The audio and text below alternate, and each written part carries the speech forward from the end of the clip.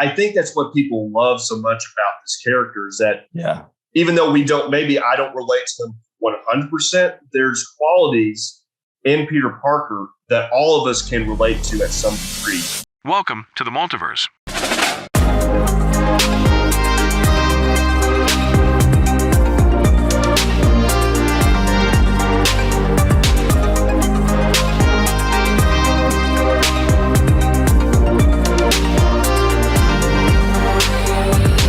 Greetings, travelers.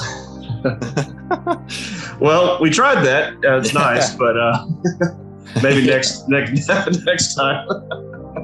But my name is Christian Franklin. I'm Tucker Wallace. And welcome to Travelers into the Multiverse. And this episode, as we continue on, doing this podcast, we're excited, start dipping our toes and really preparing ourselves for the traveling into the actual multiverse. And this specific episode is going to be centered around, well, first off, we're going to be traveling to Earth 616. We're going to be diving into the lore, the history, a little bit of history, so to speak, and just a character breakdown of a beloved comic book superhero. First debuted in was an Amazing Fantasy number 15. August of 1962. Yeah. And that is Peter Parker himself, the Amazing Spider-Man. Tucker, we were talking a little bit before, and there's so many things when we kind of started centering our topics about this podcast per se, but a lot of this really does go, or at least kind of derives from the idea of Spider-Man's morale, of who he is, his character, and even his supporting characters, just the stories, the lore, his rogues gallery. So not that we're only focusing on him, but he's such a pivotal part in this, this new endeavor that we're doing. So, what we wanted to talk about on this episode specifically was, why we love Spider-Man so much, why we love the character, and what it means, what does it mean for us? And specifically as New Testament Christians, how does this all factor in together? So, what are some of your thoughts on that? I think for both of us, he's a character that he's been one of the big inspirations in my life. I think we might have mentioned that in the previous episode 1 of diving into this multiverse. And what not a better one to start off with. He's definitely one of the most popular superheroes out there. And a lot of his story, I think what makes Peter so relatable, Peter Parker, is that, well, I guess what makes him so popular is that he is so relatable and that we all can relate. I love Iron Man and, I love Captain America. And there's many things I can relate to them in maybe a character sense, but when it comes to be injected with, when it comes to having living, they're older, but they're also been in with, Peter, we'll scratch that with Steve Rogers, him going to war. I've never experienced that, with Iron Man, with his knowledge and with the money that he has, that lifestyle, I haven't experienced that. So with Peter growing up as a kid, just knowing he also was, I think 14, I believe it was 14 when he was originally bit. I could be wrong.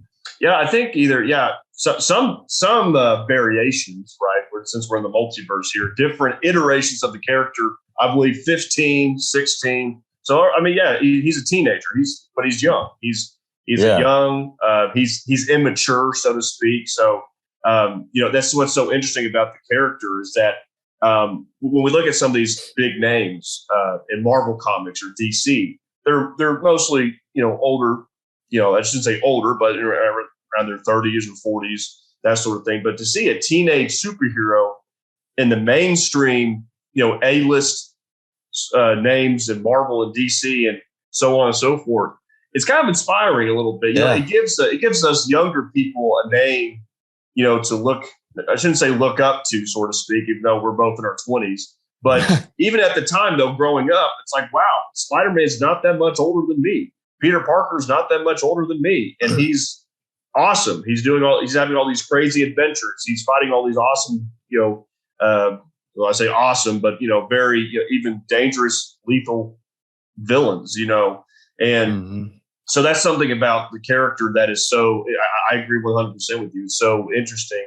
He is just, he's so relatable. I remember, here, I'm sure you've watched interviews with Stan Lee, and he always talks about his original vision for the character. He talks about his the ideas and the concepts that he really wanted people to know Peter Parker by. Well, he's a high school student, so he's young. He's definitely not popular, so to speak. Right. His interest, he's into his grades, he's into school, he's into science, chemistry, and so all that to be said, I hate to say it, in the high school realm, even today, that's not popular, right? That's not considered popular, so to speak. I have nothing against it personally. I don't think we do. I think that's wonderful if you have a passion for learning and all that. But in the sense that, in the context of what we're speaking about, Peter Parker was not considered a popular student. And in turn, he did not have many friends. In turn, he did not, or actually, I don't think he really had any friends in high school except for one or two. And then also carry that into relationships with women, right? With girls. It's like he couldn't, he was so awkward. He was so shy. But I think that's what people love so much about this character is that even though I don't relate to him 100%, there's qualities in Peter Parker that all of us can relate to at some degree. And it kind of what draws a lot of people together, speaking about these kind of topics. So I don't know if I stole the thunder from you, Tucker, but I think it was, that's a great setup for, what we're going to get talking about this episode. I'm on marvel.fandom.com, which you've probably been there. And so some cool facts about him. His name is Peter Benjamin Parker. So it's, Ben. So Ben Parker, Uncle Ben, which, No Way Home, they kind of played off that in a little different way. Right. You're right. His first appearance is in the Amazing Fantasy number 15, 1962. It says his living status is alive, Earth 616. But I think that is what makes him so relatable. It's just he goes through the same struggles that I think we all do. And I remember the first time that Spider-Man, Tobey Maguire, was it 2002 when it first came out, and seeing that in theaters, and then eventually getting it. Possibly it was on DVD. I think I got it on DVD or VHS, but just going home, I had my own Spider-Man suit. I would wear it under my clothes. It just kind of made you want to be a better person, made you want to treat others and seek the good in life. And that, his character really has, I'd say for both of us, carried out through our entire lives. I mean, we're 27 and 25, and it's still how many times have we seen Spider-Man? Any of the when we were kids, we probably couldn't drive up to the theaters, but I remember being eighth grade when Spider-Man 2 and Spider-Man 3 were coming out. Yeah. And just, it was so great. And then now to see everything full circle, it's still, his character still stands tall. And, that's one of the things that we eventually break down No Way Home. But just that movie really did encapsulate the heart of all of Spider-Man, or should we say, spoilers, Spider-Man. And the multiverse is real, ladies and gentlemen. It is. That's and but so you make such a great comment there. You said when you put on the suit, the Spider-Man costume or whatever it is, even a Spider-Man shirt, for me, it's like you kind of help embody the character, right? You kind of have this persona a little bit, And I was thinking, probably my favorite animated movie is Spider-Man Into the Spider-Verse. I love that movie. Yeah. And and we'll talk about that more on a future podcast, or a future episode. But I love the saying, though. It's actually halfway through the movie. Have you seen it, or at least maybe a quarter of the way, or third of the way through the movie? Well, Spider-Man of Miles Morales' universe is actually killed. He's killed. So they have a memorial for him, and Mary Jane, his wife in this universe, actually speaks on his behalf. And she makes this, I'm trying to remember the exact statement she makes, but everybody out in the crowd is wearing Spider-Man masks. They're wearing masks, they're wearing costumes, they're wearing all these things. And she says, we are all Spider-Man. So I love that point you made about, when you kind of put on a suit or you put on a costume, or we talk about relatability. Even if you are, it doesn't matter. And I don't want to, I'm not trying to get political here, but, it doesn't matter what race, if you're male or female, if you're this or that. I mean, you can, it's kind of this, a lot of these superheroes, even though they may be certain individuals, so to speak, or they're written in a way that is very specific, they embody characteristics that we all have, we all feel, and we can all relate to that. And so that's probably the biggest selling point amidst many others of Spider-Man, other than the fact that he's just so cool. It's like, I mean, like you said, we've seen Spider-Man many times. I've seen all the movies, we've seen all the shows, we've seen all the extras, the videos on YouTube, analyzing every single thing. I told you I was up late one night. I couldn't sleep for some reason. So I just started watching like top 10 Spider-Man in comic books, the top 10 moments in Peter Parker's. Yeah, that's right. I remember that kind of stuff. Yeah, I remember that. Yeah, it's so.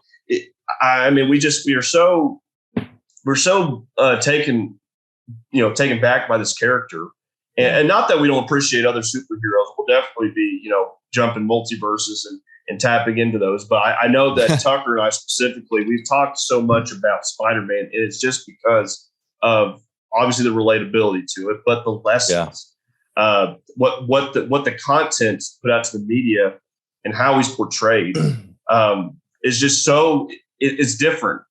I was even reading I read one Spider-Man comic, and again we try to we don't wade into adult vices or adult topics, but there was one comic where Spider-Man is actually offered. He's actually offered a drink of champagne, and he turns it down. He says, "I don't do that." Okay. Well, we don't, we're not trying to say that he's quote unquote a Christian, so to speak, but I think, right. I think generally, and with moral ethics, as we talked about in the first episode, is that, that's just one example of many that, it shows Peter Parker's character. Yeah. It shows that he's grounded, he's but he has these morals, he has these standards that he tries to live by. And obviously, I'm sure Tucker, you can probably think of many great standards of Spider-Man that we should aspire also to consider in our own lives, even as Christians, so to speak. So. Dude, no, I think that's awesome. It reminds me of one of the comics. I actually gave it to Meg when we got married, or maybe when we got engaged, but the comic it was Spider-Man, and this kid had been collecting these newspapers of Spider-Man and cutting them out and keeping them. And so he goes and visits this kid in the hospital. And that's kind of, you don't really know a whole lot about the kid, except that he's a big Spider-Man fan. And so Spidey, Peter goes up there and he's talking to him, and he's like, yeah, I think it's the Make-A-Wish. But anyways, he's like, what is one thing that, what can I, he's trying to help me. He said, can you do one thing for me? Can you take off your mask? And so, Spider-Man's identity is a huge deal. It's part of how he protects his family and the safety of others and his own self. And so he takes his mask off and he just shares his story with this kid. And then you're like, wow. So then at the end of the comic, he goes out and he leaves, and you find out that the kid was, I don't know if he had cancer or something, but he was going to end up passing away in about 2 weeks. And so him knowing his identity didn't really hold a big weight on that sense of he's not going to tell anybody, but just the fact that he was one of us. And that's, I think, one great thing about when we related to Christianity, that Jesus came as one of us.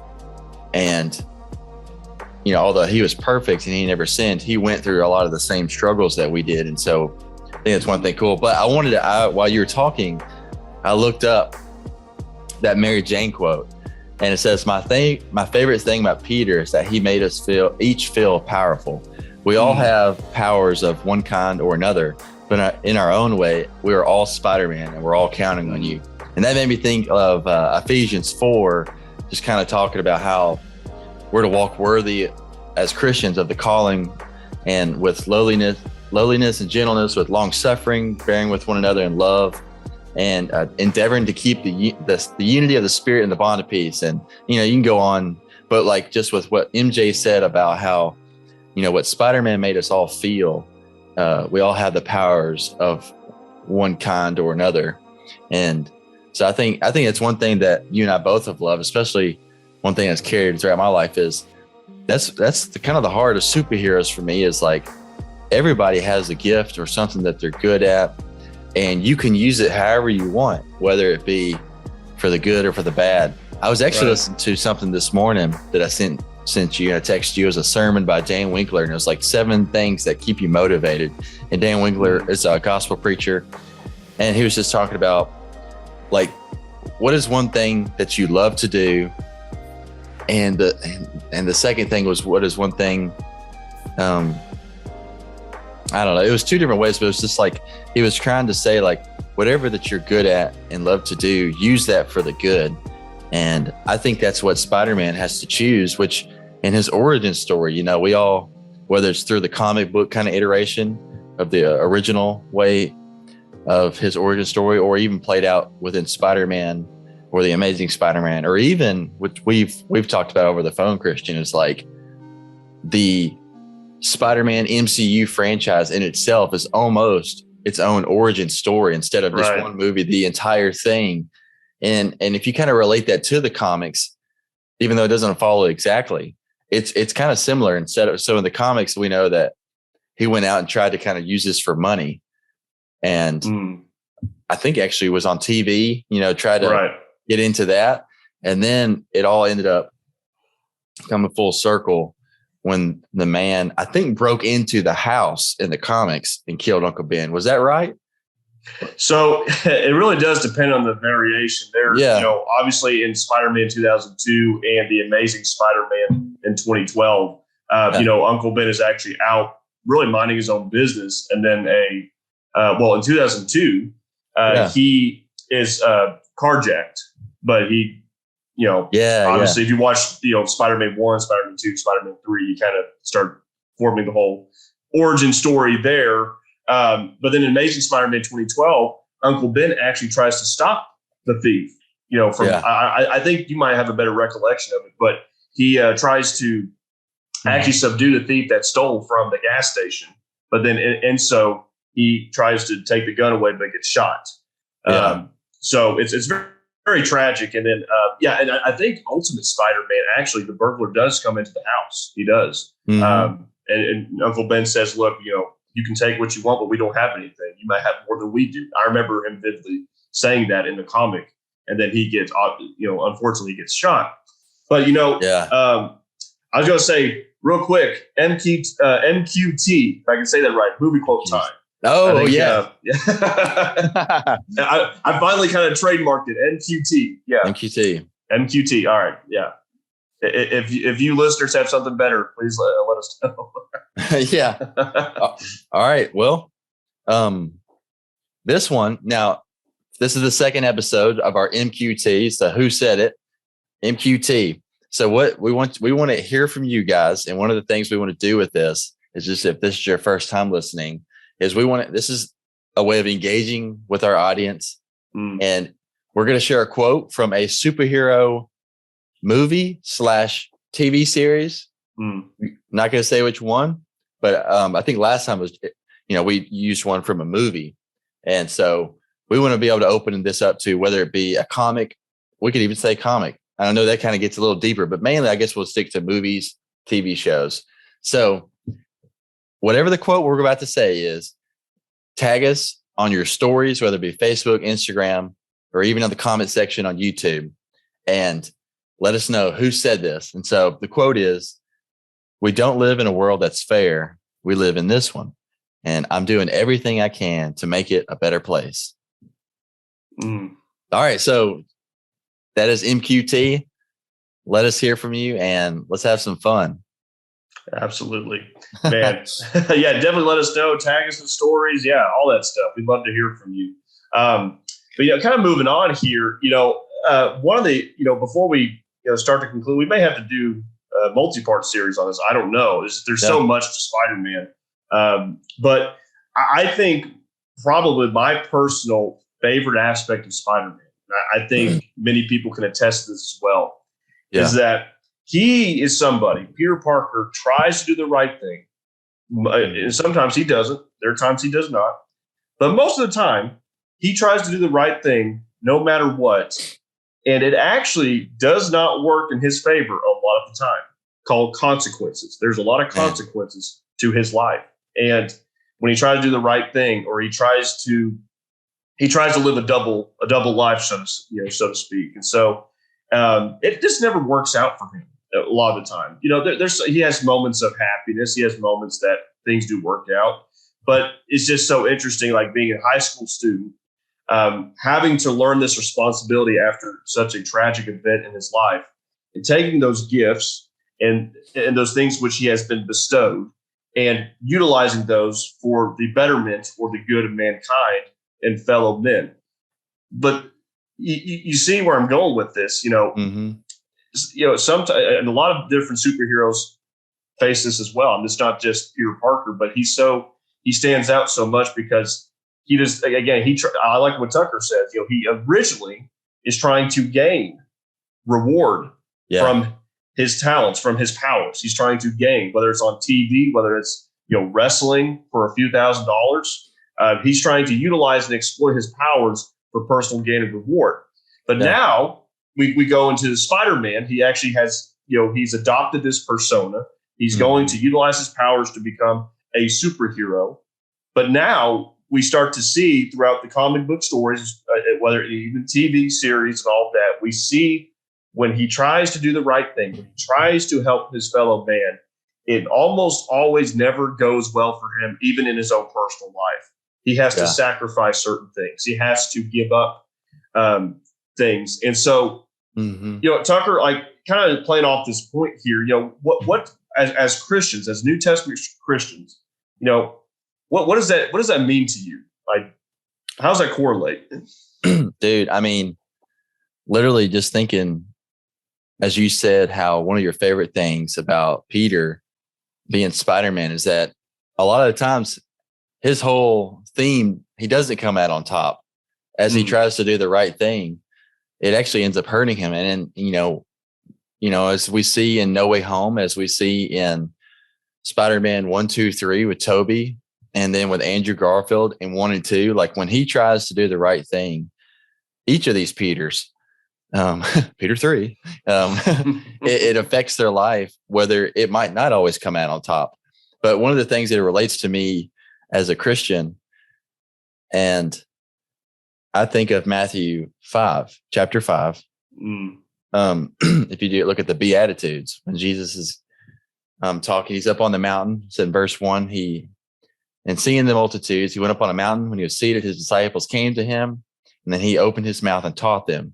And then he goes through some of the Beatitudes. But verse 11 really kind of helps, I think, me bring this back to what you were saying so well, Christians. Like, in verse 11, blessed are you when they rival and persecute you and say all kinds of evil against you falsely for my sake. Rejoice and be exceedingly glad, for great is your reward in heaven. For so they persecuted the prophets who are before you. And I think that's so great. Like, in Spider-Man's world, man, we know J. Jonah Jameson of the Daily Bugle is just out to get Spider-Man and paint him a bad picture, no matter how good he does. And so you got J. Jonah Jameson painting Spider-Man as a bad picture on all social media. where we see in the MCU franchise, we got him sometimes sitting there in his room in a green screen, or he's on a film set. So it's like, no matter where, that much different. Yeah. I think we're doing the same thing here, but I get what you're saying. Yeah. And it's like with being a Christian, like we're trying, none of us are perfect, and we're just trying to be Jesus's, and we're trying to share the love of Christ and the truth. And sometimes it's hard, and sometimes you have to share things with others that can be hard. And so people hate you for that. When you stand up for the gospel and when you stand up for what's right, people hate you for that because they either disagree or they think that you're coming at them or judging them, when really maybe you're just trying to say, hey, here's a better way, or hey, this is going to save you in the long run or in eternity. So yeah, I think, yeah, man, what do you think? No, exactly. And it gets me thinking about what Norman Osborn says, Spider-Man 1. In spite of everything you've done for them, eventually they will hate you. And he starts to see, and then Peter Parker starts to see the tabloids. He sees the Daily Bugle, and every newspaper, or at least the Daily Bugle, most of the copies sold in town.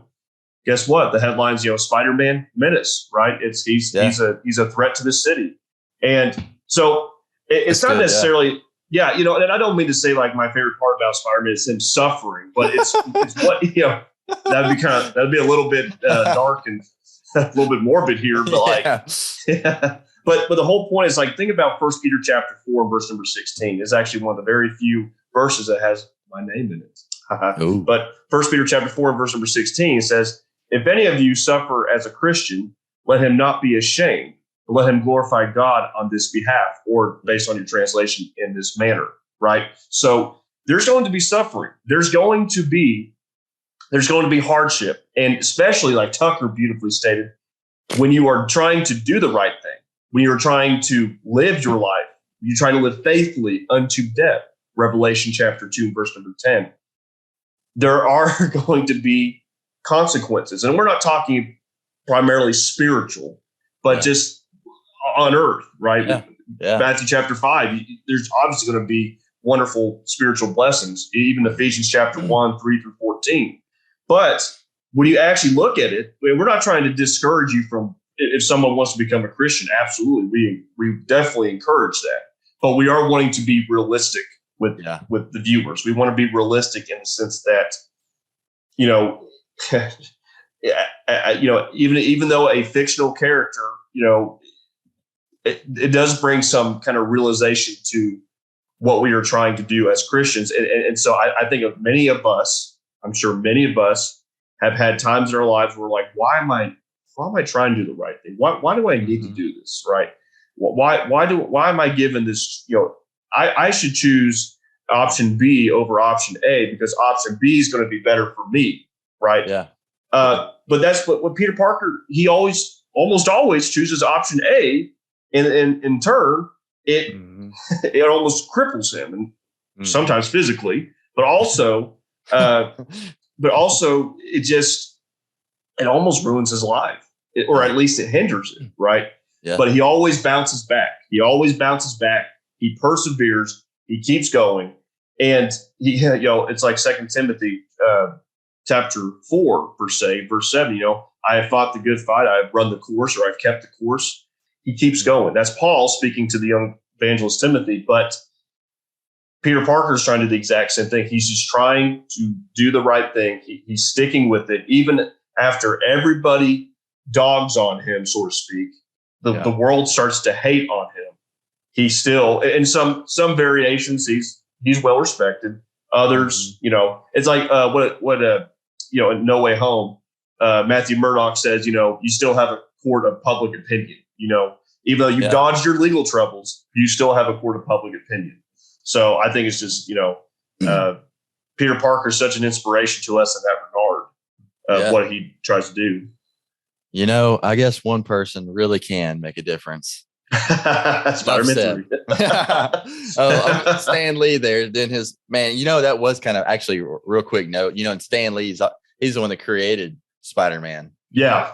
Co-creator, I think. Him and Steve Ditko. I want to make sure. That's right, Steve.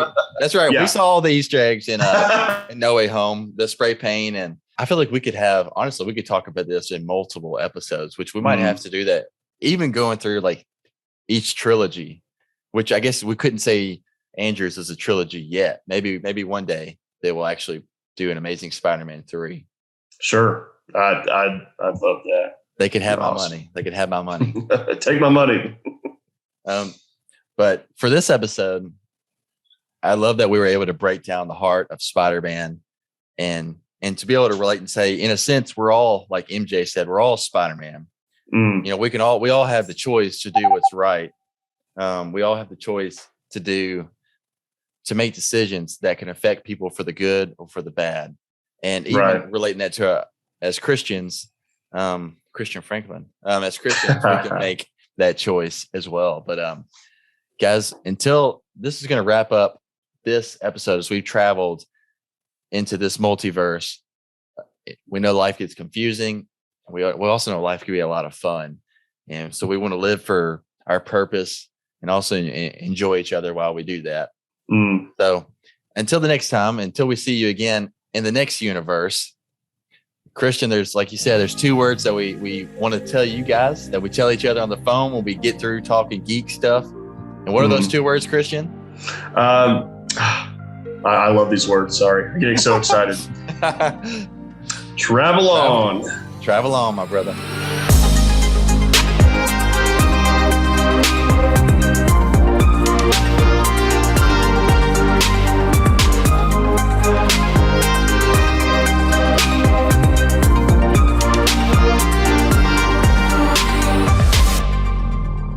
Welcome back to your universe. Until next time, travelers,